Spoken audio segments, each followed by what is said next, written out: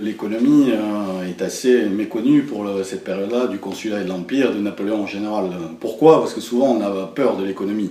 C'est quelque chose qui paraît complexe, plein de chiffres, etc.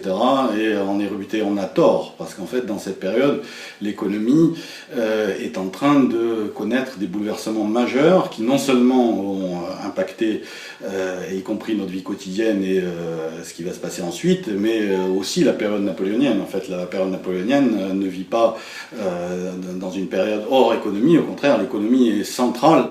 Et surtout, les contemporains de Napoléon et Napoléon lui-même connaissent les mêmes problèmes que nous. Il suffit que je cite la dette, le chômage et bien d'autres mots encore, les crises économiques, crises financières, crises agricoles. Déjà, la Révolution française est née parce que la France connaissait une dette écrasante. 100% de son revenu national, c'est ce que nous avons aujourd'hui.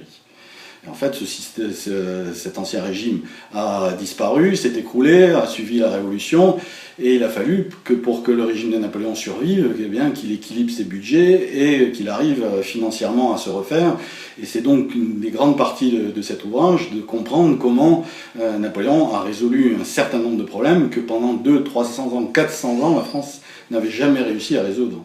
Napoléon aurait très bien pu dire, comme certains, je déteste la finance, parce que non, les banquiers n'ont pas été forcément avec lui, et même souvent contre lui.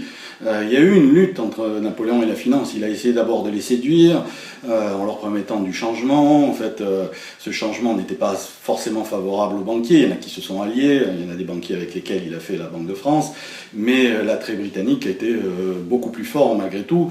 Et il a fallu qu'il lutte finalement contre la planète finance réfugiée à Londres. Il a créé une sorte de Brexit à l'envers, en voulant exclure la Grande-Bretagne. Et tous ces thèmes-là font plus encore une fois écho aujourd'hui, en fait.